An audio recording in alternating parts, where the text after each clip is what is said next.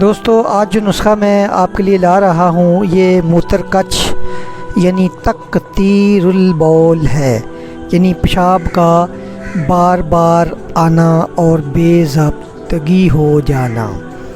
اس کی وجہ سے لوگوں کی زندگیاں بہت متاثر ہوتی ہیں، اور یہ جب بے ضابطگی بڑھ جاتی ہے تو انسان کو مثانے پر قابو پانے اور پیشاب کے بار بار آنا جیسے مسائل کا سامنا کرنا پڑتا ہے۔ آپ کے پیشاب کا نظام گردے، یوریٹر، مثانہ اور پیشاب کی نالی سے جڑا ہے۔ یہ حصے کام کرتے ہیں۔ آپ کے گردے آپ کے جسم کے فلٹر ہیں۔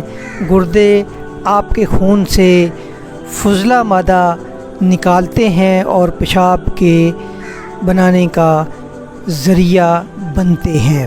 اس کے بعد پیشاب دو پتلی ٹیوبوں کے ذریعے نیچے کی طرف آتا ہے۔ اگر آپ کے کسی عزیز کو یہ بیماری ہے تو اس کے لیے یہ انتہائی مجرب نسخہ ہے۔ جب ٹیوبوں کی مدد سے باہر آتا ہے تو ان ٹیوبز کو یوریٹر کہتے ہیں۔ یوریٹر مثانے کے ساتھ جڑے ہوتے ہیں جہاں پیشاب جمع ہوتا رہتا ہے جب تک جسم سے نکلنے کا وقت نہ ہو جائے۔ آپ کا مثانہ ایک سٹوریج ٹینک کی طرح کام کرتا ہے۔ جب مثانہ بھر جاتا ہے تو دماغ کو ایک سگنل بھیجتا ہے کہ پیشاب کرنے کا وقت ہو گیا ہے۔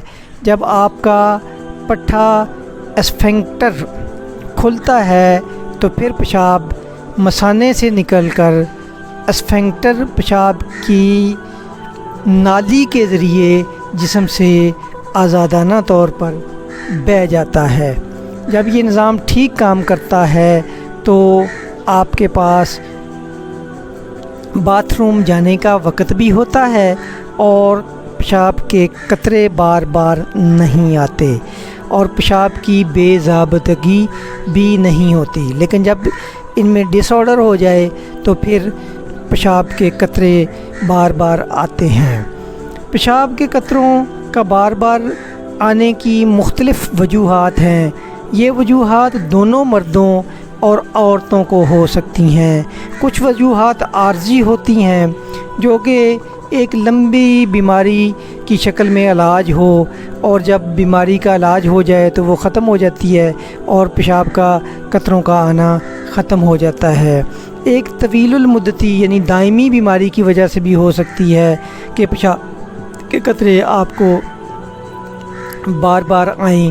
پیشاب کی نالی کا انفیکشن پیشاب کی نالی، مثانے اور گردے کی تکلیف کا بھی سبب حاملہ خواتین کی جب حمل ہوتا ہے تو بچہ دانی پھیلنے سے مثانہ پر اضافی دباؤ پڑتا ہے، اور زیادہ دباؤ کی وجہ سے جو حمل کے دوران پیشاب کے قطروں کا آ جانا بھی اس مرض کا سبب بن جاتا ہے۔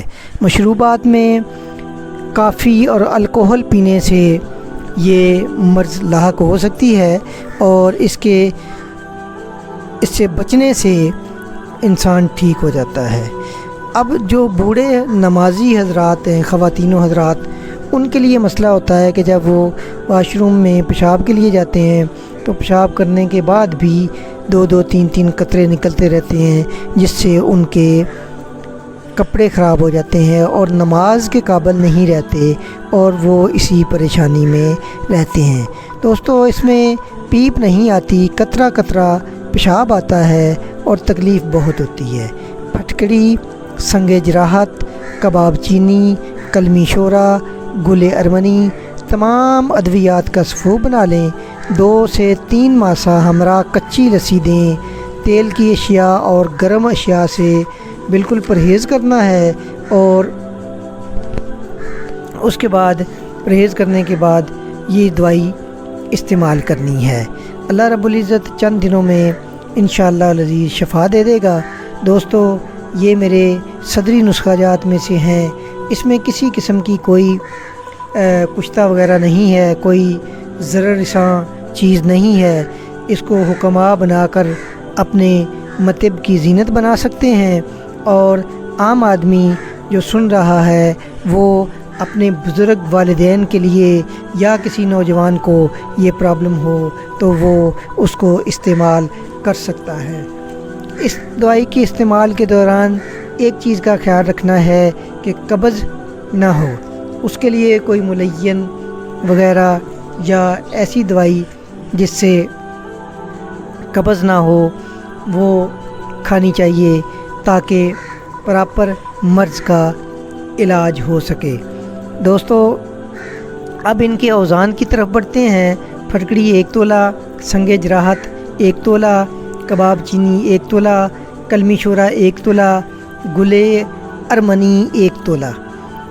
یہ لے لینی ہیں اور ترکیب پہلے بتا دی گئی ہے کہ کس طریقے سے ان کو استعمال کرنا ہے۔ بنائیں، اپنے مطب کی میں رکھیں، مطب کی زینت بنائیں، مریضوں کو دیں۔ اللہ رب العزت تمام مریضوں کو شفائے کاملہ سے نوازے۔ دوستو میرے چینل کو سبسکرائب کریں، بیل آئیکن کو دبا دیں تاکہ ہر نئی آنے والی ویڈیو کی بروقت آپ کو اطلاع مل سکے۔ والسلام ورحمۃ اللہ وبرکاتہ۔